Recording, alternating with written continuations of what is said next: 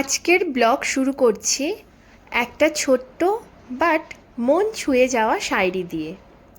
শুনে নিও হৃদয় দিয়ে। নয়নের রথে স্বপ্ন সাজা, জগন্নাথ এনে মনে সাজা। ঢাক কাসর শঙ্খের সুর, আজ হৃদয়ে শুধু একটাই আলো। পৌলমী ডেইলি ব্লগ থেকে তোমাদের জন্য ভক্তি ভরা অনেক শুভেচ্ছা।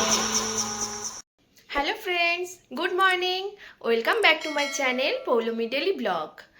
আজকে হলো রথযাত্রা, তো তোমাদের সবাইকে জানাই শুভ রথযাত্রা।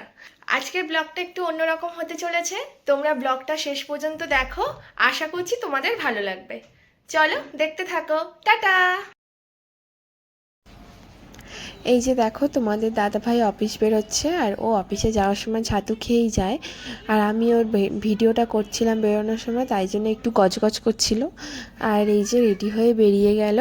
তো তারপরেই আমি চা নিয়ে বসে পড়লাম, কারণ তোমাদের দাদাভাই থাকাকালীন না আমি একদম চা খেতে পারি না, সারাক্ষণ এটা করো সেটা করো। ওই জন্য ও আগে বেরিয়ে যাক, তারপরে আমি ধীরে সুস্থে চা নিয়ে বসবো। তো আমার চা খাওয়া হয়ে গেছে, আর এই যে কটা বাসন ছিল সেই বাসনগুলোই মাজতে এসেছি। তো এই কটা বাসন মাজতে মাজতেই তোমাদের সাথে গল্প করবো, আর ততক্ষণে আমার বাসনটাও মাজা হয়ে যাবে। তো আজকে যে ব্লগটা হলো আমার রথযাত্রার স্পেশাল ব্লগ। তো তোমরা আমাকে সবাই কমেন্টে অবশ্যই জানিও যে তোমরা রথযাত্রার দিন তোমরা কি কি করেছো বা কি কি করতে ছোটোবেলায়। তো আমি যেটা করতাম, আমাদের ছোটোবেলাটা যেটা ছিল সেটা হলো রথযাত্রা মানে রথ মানে কি, আমরা সকাল থেকে আমরা প্রিপেয়ার হতাম যে কে কেমনভাবে রথ সাজাতে পারে। তো এই একটু এটা করতাম ওটা করতাম, আর সঙ্গে সঙ্গে গিয়ে আমার বন্ধুর কাছে গিয়ে দেখে আসতাম তুই কীভাবে সাজাচ্ছিস, তুই কীভাবে কী করছিস। তারপর আবার এসে আমি মাকে বলতাম, মা ও এইভাবে সাজাচ্ছে, ও এইভাবে সাজাচ্ছে।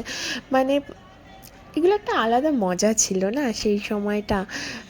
আর হচ্ছে তারপরে সবাই মিলে 4টে সাড়ে 4টের সময় রথ নিয়ে বেরিয়ে যাওয়া, এই সময়গুলো আর কখনো ফিরে আসবে না। এগুলো একটা আলাদাই ছিল। এখন আমাদের মেয়েরা, এখন যদিও ওকে আমি সেইভাবে রথ দেইনি, কারণ এখন তো পাড়া থেকেই বড় রথ বেরোয়, তো ওকে আর আমি কখন কোথা রথ নিয়ে বেরোবো। আগে কী ছিল, যেমন আমরা সবাই আগে ছোটোবেলায় সবাই মিলেই আমরা সব একসাথে রথ নিয়ে বেরোতাম।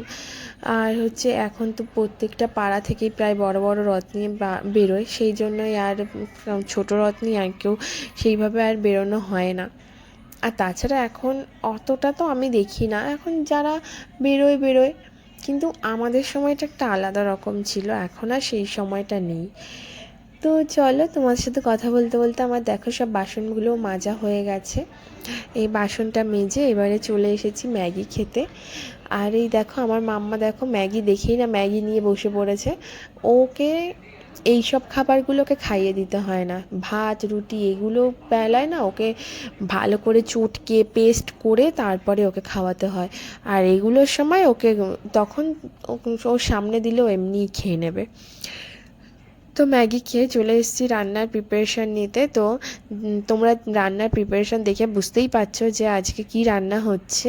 আজকে রথে একটু স্পেশাল কিছু না করলে তো হয় না, সেই জন্য আজকে স্পেশাল মেনুতে ছিল রাইস আর চিলি চিকেন, আর ছিল পটল ভাজা, আলুর দম মানে কষা আলুর দম, আর মেয়ের জন্য ছিল হচ্ছে মাছ ভাজা, আর হচ্ছে ডালিয়া।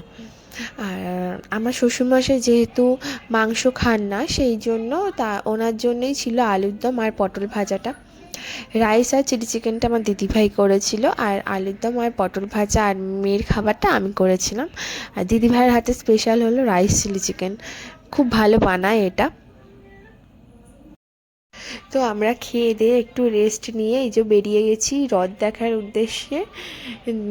আমার মাম্মা যেহেতু ঘুমাচ্ছিল, সেই জন্য আমাদের পাড়া থেকে যে রথটা যখন বেরিয়েছে সেই সময় আমরা দেখতে পারিনি। 6টার সময় বেরোনোর কথা ছিল, আর ও ঘুমাচ্ছিল বলে সেই জন্য আমাদের বেরোতে বেরোতে 7টা বেজে গেছিলো। তো পাড়া থেকে যে বেরোচ্ছে সেটা দেখতে পাইনি, কিন্তু রথের দিন রথ দেখবো না সেটা তো হয় না না। আর তোমাদেরকে যেহেতু কথা দিয়েছি যে এটা রথ স্পেশাল ব্লগ, তো সেখানে তোমাদের সাথে রথ শেয়ার করব না, সেটা কি করে হয়।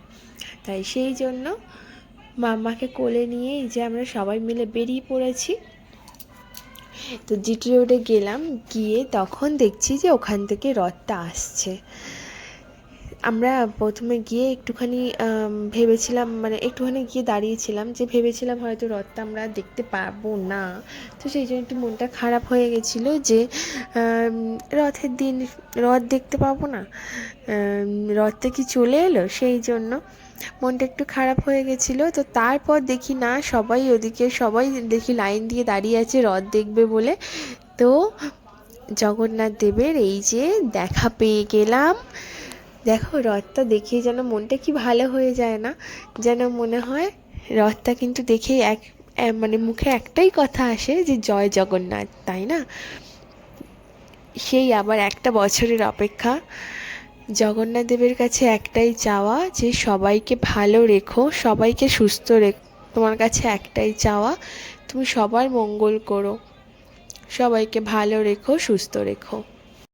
যে আমাদের রথ দেখা হয়ে গেছে, হয়ে গিয়ে আমরা একটু ফুচকা খাচ্ছিলাম। ফুচকা খেয়ে এবার আমরা বাড়িতে ফিরবো। আর জিলাপির দোকানে যা লাইন ছিল, ভাবলাম মনে হয় আর এবার রথে আর জিলাপি খাওয়া হবে না। তো ওখান থেকে আর নিতে পারিনি, ওখান থেকে আমরা চলে এসেছিলাম আমাদের বাড়ির সামনে যেখানে জিলাপি ভাজছিল। তো সেখান থেকেই আমরা জিলাপি নিয়ে নিলাম। আর বাড়িতে এসেই জিলাপিটা প্লেটে সাজিয়ে বসে পড়েছি। আর আমার না জিলাপি খেতে ভীষণ ভালো লাগে। সো আজকের ভিডিওটা এই পর্যন্তই। আমার ভিডিও যদি তোমাদের ভালো লেগে থাকে তবে অবশ্যই আমার চ্যানেলটাকে লাইক, শেয়ার অ্যান্ড সাবস্ক্রাইব করে দিও, আর পাশে থাকা বেল আইকনটা প্রেস করে দিও। আজকের ভিডিওটা ছিল রথযাত্রা স্পেশাল ব্লগ। তোমাদের কেমন লাগলো সেটা হলো অবশ্যই আমার কমেন্ট বক্সে জানিয়ে দিও। তো চলো, tata. Till then, take care and stay connected with Poulami daily blog. Tata.